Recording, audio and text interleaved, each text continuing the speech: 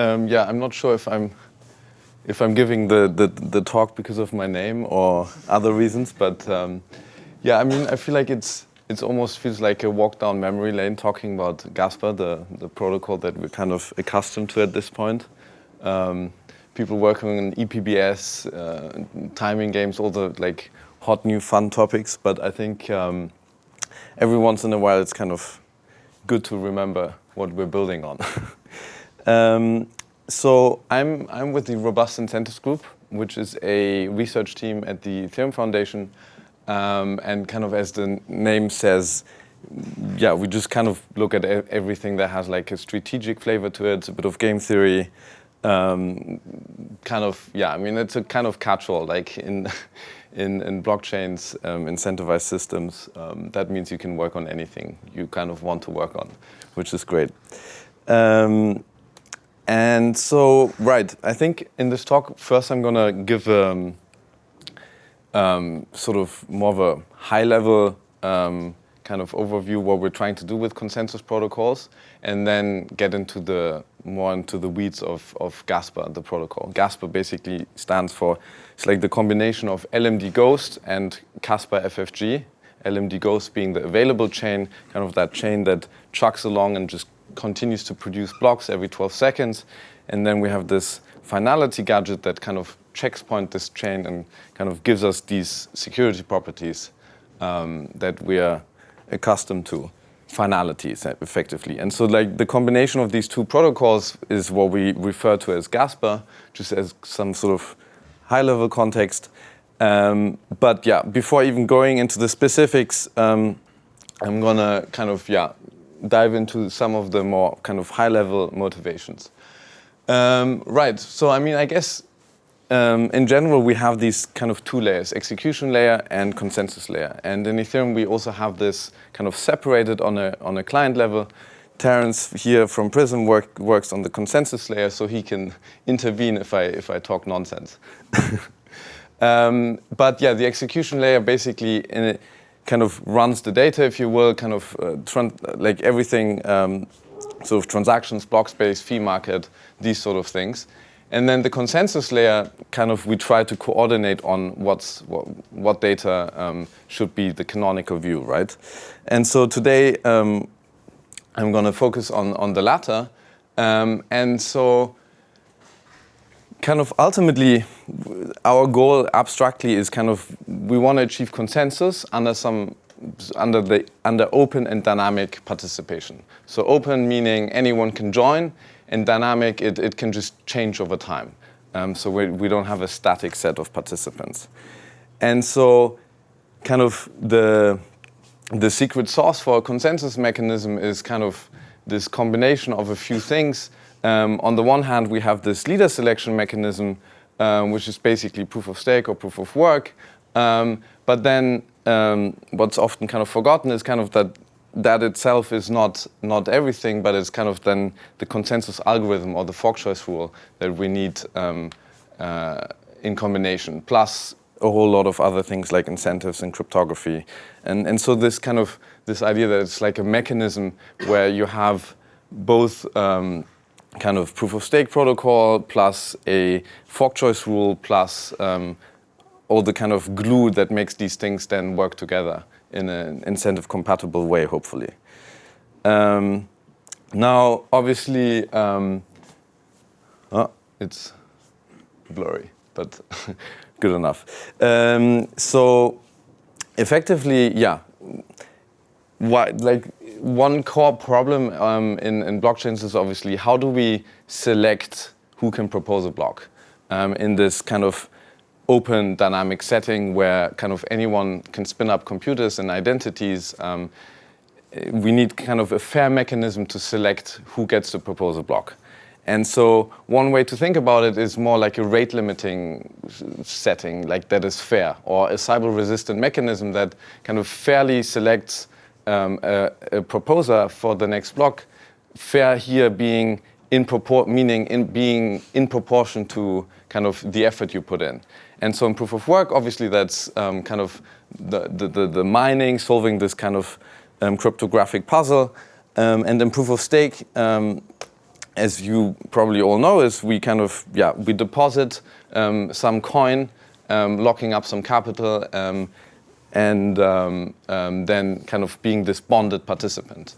And so in Bitcoin, we kind of, there's like already a subtle and big difference here, where in Bitcoin, kind of the block proposer selection process is like, from the system's perspective, it's like actual randomness that is kind of fed into the system. Like someone just shows up at some point, proposing a valid block, like with this like hashing the right nonce, and then you meet the criteria, and then it's a valid block. Whereas in proof of stake, you kind of pseudo-randomly select a proposer from a set of bonded validators. And this difference between randomness and pseudo-randomness has a lot of downstream implications. Timing games is kind of one such artifact that comes from it, if, or at least I would argue so. Intuition being here, like having this kind of pseudo-randomness selecting a validator kind of necessitates a sort of short-lived monopoly to some extent. Yes, you can have even multiple block proposers if you kind of want to try and avoid that, but then you still kind of need to select one actual valid block. I'm going off a tangent, I'll stop here. But point being, this kind of subtle difference between actual true randomness and pseudo-randomness actually has a lot of implications. Then we have a leader selection mechanism that kind of proposes blocks, and then we need a kind of consensus algorithm or fork choice rule that kind of chooses which block then is actually supposed to become canonical. Just to kind of illustrate, in a proof of work setting, for example, you might find a block after 1 second or 20 minutes.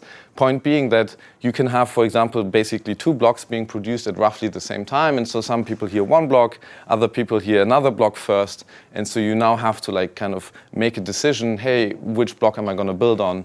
And so this is where these algorithms come in. And in Bitcoin's case, it's basically this like longest chain rule.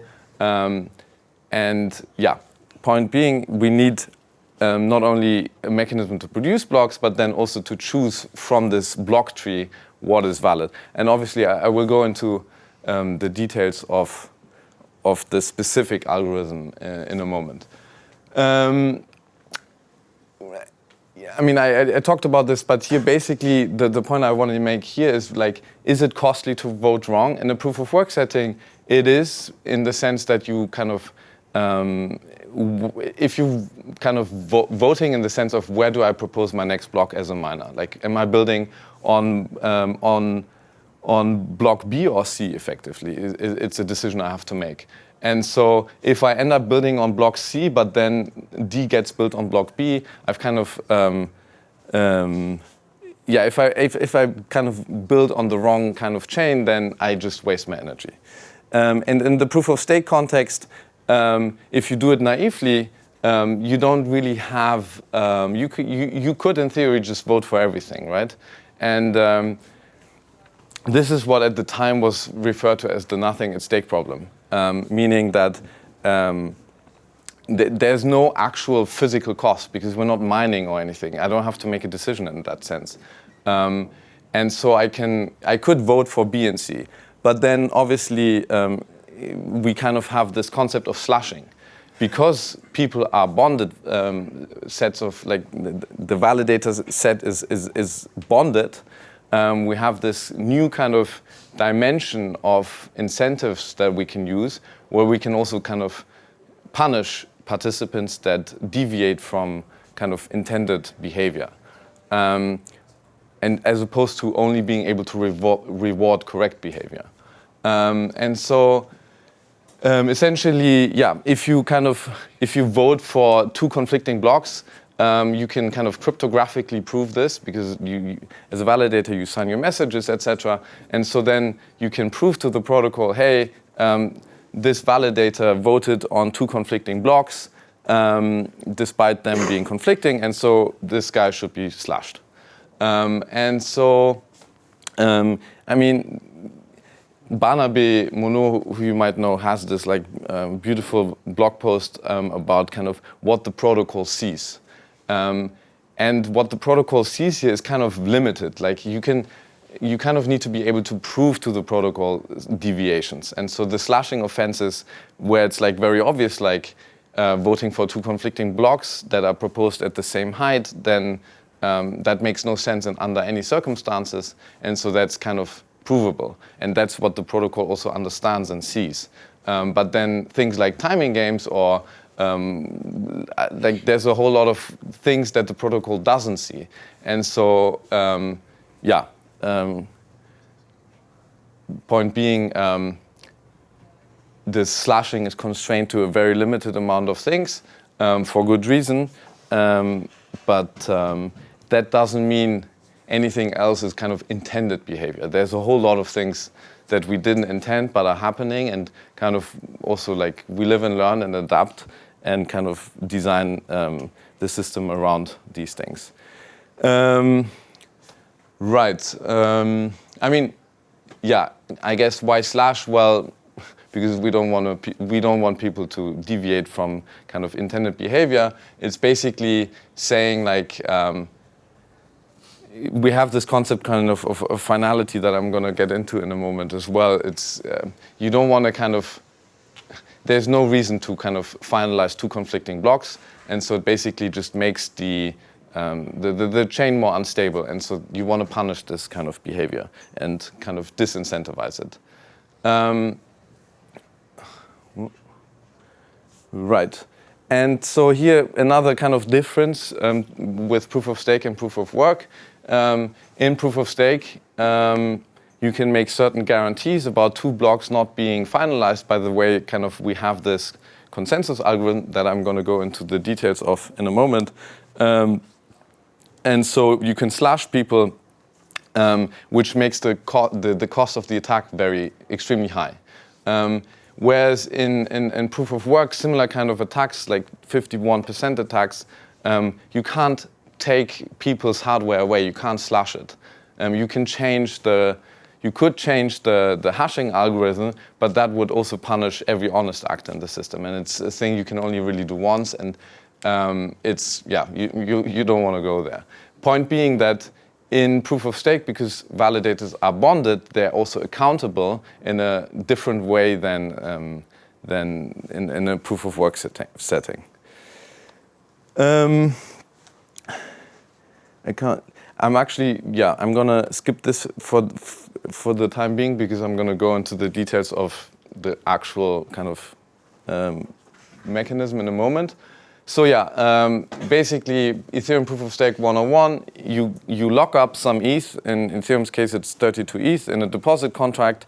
You then get activated as a validator on the beacon chain, is what we call that consensus chain, and then you are assigned duties. And so you're expected to propose blocks, but then also vote on blocks, like on what you consider to be the valid block.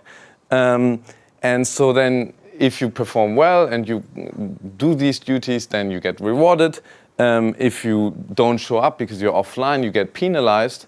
And if you do something sort of provably bad, like voting on two conflicting blocks, you can even get slashed. It's kind of like the ultimate penalty, if you will.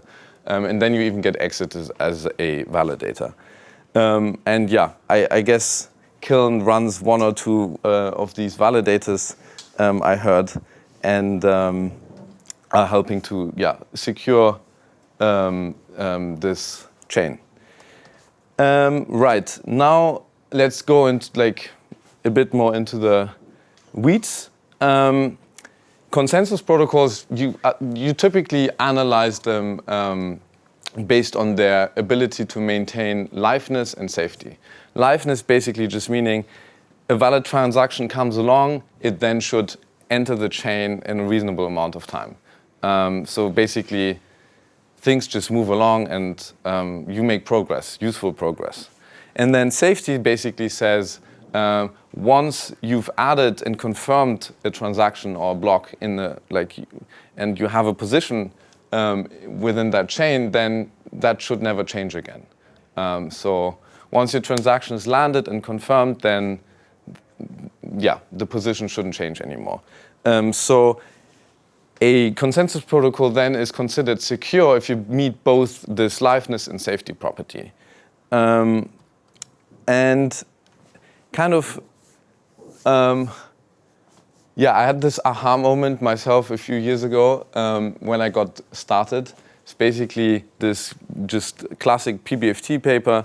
At the time, I just had read Ethereum, kind of the Gasper paper, the Casper FFG paper, etc. Kind of tried to make sense of it all. And then I read this kind of practical Byzantine fault tolerant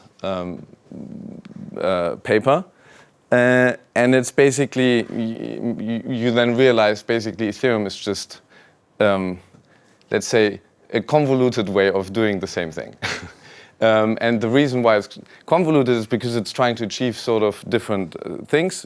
We'll talk about that in a moment. But effectively, what we're really doing, or like basically most of the proof of stake chains, we know basically do kind of this, follow this kind of rough algorithm, where kind of a leader proposes a value X, so a block, and then all the players, all the validators, so let's forget the Ethereum context for a moment, but let's just say kind of this kind of like Tendermint in a way. Basically then the leader proposes a block, and now we're trying to confirm this block and kind of, in Ethereum language, finalize it. And so then all the other participants send a so-called prepare message, which says, I've seen X looks good to me, it's valid, it's well-formed, etc. I think X should be should be consensus. And then if you as a participant, or like every participant, then basically observes these messages, and if you observe 2/3 prepare messages, then you send a pre-commit message saying, I have seen 2/3 wanting X to be consensus. Now you might think you could actually just stop here because you're like, okay, I'm not the only one that thinks this block is kind of, this block should be consensus. 2/3 also want to do it. But you don't know that 2/3 also know this. Like you might have seen 2/3, but maybe the others actually haven't seen 2/3 messages, and so you might have diverging views still. And so you need this extra round, which seems a bit silly, but really is necessary, where you basically do another round of the same thing, where if players observe 2/3 pre-commit messages, you then can basically say commit, and it's for you, you can then kind of commit and finalize, saying that basically, you now know that 2/3 agree that 2/3 agree. And so that's kind of foolproof in some sense. And so where does this 2/3 kind of value come from? It's actually not necessary, like it doesn't have to be, do we have it? Oh, no, we don't. Whoops. Right. So it's basically, it's easiest to understand through these kind of security properties that we're kind of trying to ensure, safety and liveness. And basically, if you want to create a safety fault, what you could do is, if you hold 1/3 of the stake, then you can vote for chain A and B, which are in conflict to each other. And then you somehow, and then you basically need to split the other 2/3 that are around to vote for one half for A and the other half for B. And so then both chains have this 2/3 majority that is necessary to finalize something. And so that means it's a slashable offense, if you remember. Like the one, and this is where also this kind of economic guarantee of finality comes from. Basically, finality means that if 2 conflicting blocks are being finalized, then at least 1/3 of all staked ETH will be slashed. And the reason is exactly this. Because if you want to finalize as a 1/3 attacker, you basically need to double vote, which is a slushable offense, so that 1/3 gets deleted.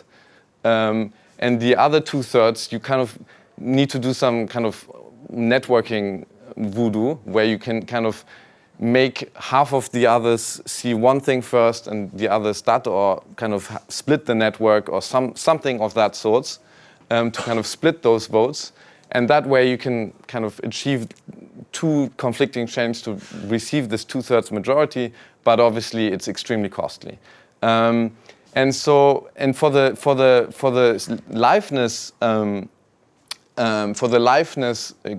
liveness guarantee, it's basically, if you're smaller than 1/3, you can't prevent finality. If you're larger than 2/3, you can just go offline and basically prevent anyone from reaching a 2/3 quorum. Ethereum has a mechanism kind of to recover from this, basically where if you don't finalize over a certain amount of time, the inactive stake will get leaked out, meaning that at some point the offline stake is gone, and so then the remaining stake increases in kind of share, and so you have more than 2/3 online again. Point being here, you could actually choose a different value, and it's just a trade-off between kind of the safety and liveness guarantee here. Like if you could choose 1/4, and then you have a different kind of, the 1/3 is just a very natural split where you kind of have this compromise between safety and liveness. But you could be more liveness favoring and say we want to prevent even a 1/4 staker to not being able to prevent liveness. Right, I feel like I talked about this anyhow. I guess here maybe the point being that in proof of work, you don't really have this concept of finality. It's more probabilistic, or like it's probabilistic finality in some sense. Because yeah, you don't have this concept of slashing. You can't make these same sort of statements because you don't have a bonded set of validators. And instead, you basically, the further down, the deeper your block in the proof of work chain, the harder it becomes to reorg. Right, Gasper, finally. Yeah, I mentioned this briefly before, but Gasper is just the combination of LMD GHOST, which stands for latest message-driven, greediest, heaviest observable subtree. It sounds much more complicated than it actually is. It's just, yeah, I'll get into it in a moment. And then it's basically this chain where every 12 seconds you produce a block, and then the gadget Casper FFG, friendly finality gadget, kind of lives on top and tries to it takes this available chain and then tries to finalize every 32 blocks. I'll get into the reasons for why we don't finalize every round, but yeah. And so this is what it roughly looks like. It's just to like give you an idea, rough, and then we'll, yeah. So basically, the available chain is essentially like just this chain here of like producing blocks. It's kind of this live protocol. Like you just chuck along and make blocks. You can have if only 1% is online, you'll just produce 1% of the blocks that you could produce otherwise. But the protocol just keeps going. Whereas the finality thing basically then goes and tries to like finalize this block, then this block, and then this block. And if you finalize this block, everything that happened before is kind of also finalized. And so this is kind of the rough, what it roughly looks like. But let's focus on the available part first. So in Ethereum, we have this kind of, the way blocks are produced is kind of, we have this deterministic slot time where we say every 12 seconds, the protocol elects a leader, a block proposer, and then they have the chance to propose a block. So every 12 seconds, hopefully someone comes along and proposes a block, which seemed to be happening here, and then in N+2, maybe someone was offline, or tried to do some funny business and tried to reorg slot n+1 but failed. And so in the end, you don't it doesn't show up in the canonical chain. Within a slot, you don't only have block proposals, but also the voting that happened. Like we talked about it a bit before. And so the first thing is basically in a slot hopefully at the beginning of the slot. Now we have timing games, so not so beginning anymore. But that this was at least this is from what is called honest validator spec, meaning it's honest, not strategic, I guess. And so a validator is expected to propose a signed beacon block at the beginning of any slot during which is proposer blah blah blah returns, like if you're proposer, propose a block at the beginning of the slot. Now the second thing that happens then in the slot is basically you have a committee of attesters assigned to each slot that then votes on kind of the validity of this block that was just proposed. Or not actually on that block specifically, they just vote for the block that they consider head of the chain. If a block doesn't show up, you just vote for the parent block. And so basically, you're supposed to vote whenever you see the block. So if you receive a block on time, let's say half a second into the block, into the slot, then you just attest immediately. If you don't hear anything until 4 seconds into the slot, you go ahead and vote anyways. Meaning, if a block is too late because someone was trying to be too clever playing timing games, then you basically stand the risk of losing you risk that your block doesn't become canonical because enough people then vote on the parent block because they didn't see the block in time, and so you need to accumulate enough weight to basically not be reorgable by the next block proposer. And then there's this aggregation period, which is just a way of kind of aggregating all these attestations and kind of packing them in a more efficient way on chain so that it even fits. Because there's a million validators that vote each epoch, which is every 6.4 minutes. And so a lot of votes, a lot of stuff you need to fit on chain. And so there's this aggregation period, but it's not really relevant here. And so LMD GHOST, the happy path is basically block comes along, is on time, everyone sees the block and just votes for it. And then 12 seconds later, the next guy comes along, sees that this block was on time, everyone voted for it, and just extends the chain. The unhappy path is basically here in slot n+, like here, this is happy, and then here in this case, it is unhappy because this block must have been kind of late because only 40% voted for it. I mean, I'm using a very specific kind of example here because you actually need to accumulate 40% of votes to be reorg resistant against the next guy. And the reason is another kind of, there's this kind of proposer boost, which gives you, if you show up on time, then your block gets a boost of 40% in terms of fork choice weight.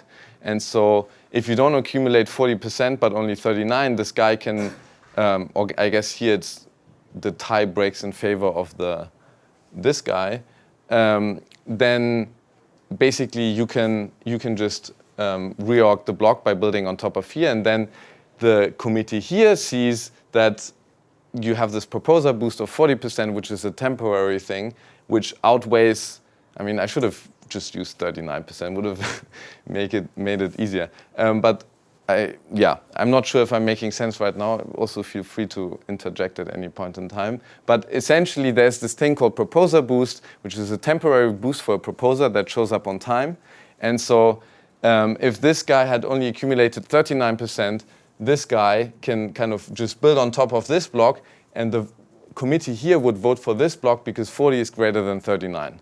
And so here in this case, this guy was too late because a lot of people basically didn't see the block in time, and so they voted for the parent block, such that then this person was able to reorg that block. But yeah, so maybe just LMD GHOST, what it really does, like I feel like I lost a slide somewhere, but it's basically you have a block tree, and you just walk down this block tree, and when you walk down a block tree, and whenever there's a fork, you basically walk down the subtree that has more weight, and weight here is just votes. And so if you have two conflicting blocks, one has 40 and 60, ignoring the proposer boost, which is a temporary thing, there's like a lot of kind of fork choice quirks. The fork choice is a rabbit hole you might not want to go down. But basically, it's relatively straightforward. You just walk down the subtree that has more weight, more votes, and then eventually you end up at a leaf, and that's the head of the chain, and that's what you're voting for. And so you have a block tree. You run the fork choice rule by just walking down the tree, following the heaviest subtree, and then you output the kind of last block that this algorithm spits out. Now onto the kind of fun stuff, FFG, Caspar FFG. And so if you remember, do I have this? Yeah, I have this here as well. If you remember, basically what we're doing now is this. We're trying to, in Ethereum speak, is the kind of, we have this justification and finalization, which is these two steps from this PBFT mechanism. And the reason, you will notice that kind of what we're trying to do here is like justify a block and then afterwards finalize it. And we do it in 2 rounds and across epochs, as opposed to every round, which would be a slot. And the reason is that we have 1 million validators, which is a lot of votes, and so we can't process all that stuff within 1 slot. It's basically a technical constraint. And there's like a lot of work going into basically tightening things up and trying to basically do all of this stuff, but in a single slot. I mean, it's not exactly a single slot, but sort of. Which is called single slot finality. I think you mentioned it as well. My colleague Francesco is working on this and has proposed this great protocol that we're kind of working our way towards to. And one of the challenges is basically effectively,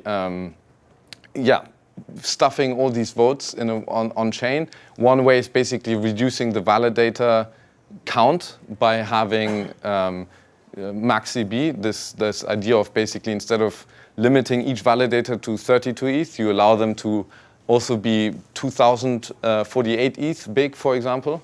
And so you can have like validators consolidate, like a bunch of validators consolidate into a single validator, and already that kind of reduces the vote count. And then obviously other things are like aggregation, more efficient aggregation mechanisms. But yeah, point being here, let's see. Here, so what happens throughout an epoch is that each slot you have a committee, and then in each epoch you have 32 slots. And so over the course of an epoch, every single validator in the system is voting once. Not everyone's proposing a block, that's only 32, but every validator is at least voting once on what they see as the head of the chain, but then they also do these 2 other things. They have a target vote, which tries to justify something, and a source vote, which tries to then finalize something. And so the way it works is basically here in this epoch, every slot, you vote on what's the head. So in 65, you hopefully vote for 65. And then you also vote on the target. And the target is basically this, what we call epoch boundary block here at the beginning. And so if then this block throughout this epoch accumulates 2/3 of target votes, if block 64 accumulates 2/3 of the target votes over the course of this epoch, this block will then be justified. And then you also have basically these source votes, which say, this is what I think should be justified now, and this is what kind of what was justified before already. And the combination then, if you do basically the same thing where if a justified block receives 2/3 of the source votes, you then finalize that block. And so basically, the way it works is you make this progress where you, by checkpointing these epoch boundary blocks, first you justify it, and then usually you kind of get finalized as the next step. And once you're finalized, you have this kind of economic guarantee that I mentioned before, finality, where for this block to ever be kind of kicked out of the chain, you know at least 1/3 of all staked ETH needs to be burnt, meaning kind of a silly attack, makes no sense from an economic standpoint, because it's also like accountable, like you know who did it. You then also recover socially, like if you have a double finalization, the way you kind of then need to decide, like, hey, am I gonna start on this block or on this? Like, you kind of need social coordination on what block you then build on again afterwards. And so, yeah, it's just a silly attack, really. But yeah, I hope this kind of made sense. Let's see what else there is. And I mean, I guess one observation here is like this kind of, I don't know, but to me it looks much more complicated than this. In the sense, like, you have these two protocols that are interacting with each other, this like LMD GHOST, like even talking about proposer boost, like I tripped up myself, like it's explaining it, like there's a lot of complexity that also comes from exactly this interaction between these two protocols. And so this one basically, the trade-off here really is that if you don't have this 2/3 majority, you don't make progress. Whereas with the available chain, you always make progress, even if you only have half online.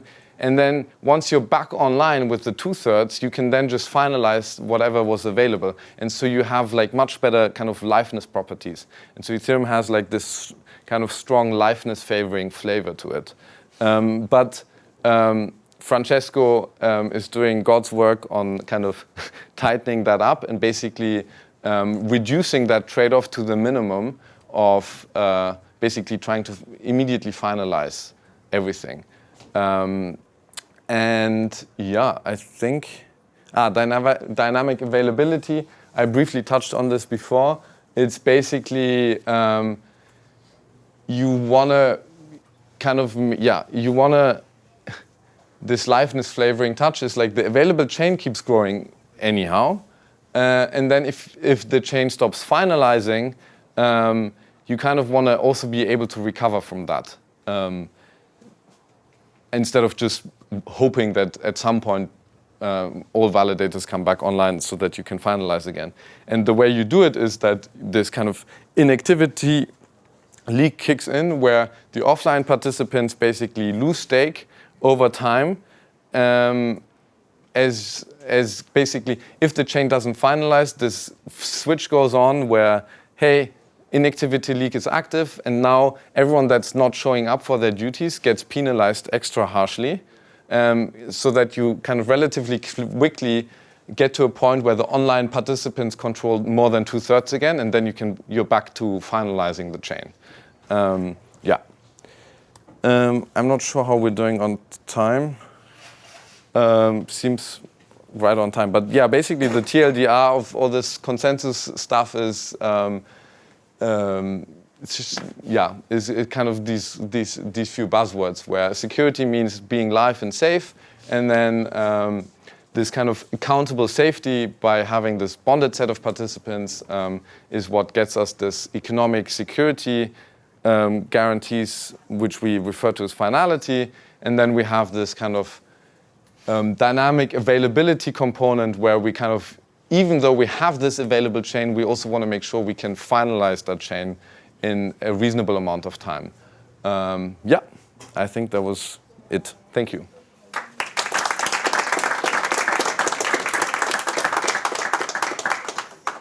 Any questions? Actually, I have one. Yeah. So, Well, just to record. I'm just going to be loud. So, you said It's all right. Sorry. They will be happy about the clap. I'm very sorry for anyone who's been watching this. So I had a question about double finalization. Yes. What's like the immediate effect of that? Like, does the chain keep running in like 2 states at the same time, or? So I guess on you would then kind of validators would pick up these double votes, and you could prove to the protocol that these slashable messages were signed. So you can slash the kind of attacker on both chains, but then you don't really know which chain to build on. I mean, I'm sure. I mean, maybe Terence knows, but I'm sure there's like I don't know, maybe like a coin toss, basically, which chain you build on, like some lexicographic, I don't know what.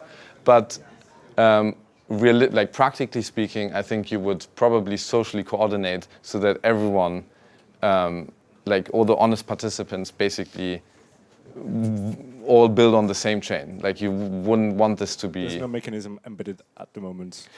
Honestly, I'm not 100% sure. I mean, I know that for some like things, for like if there's like an equal split in vote weight, there's a like a tiebreaker that is basically random. So I could imagine something similar is in place here, but I'm not sure entirely. But practically speaking, I would assume that there would be some. I mean, I guess if there's, I don't know. I would need to think. I can look it up. Well, okay, thank you. Nice. Thank you. Thank you.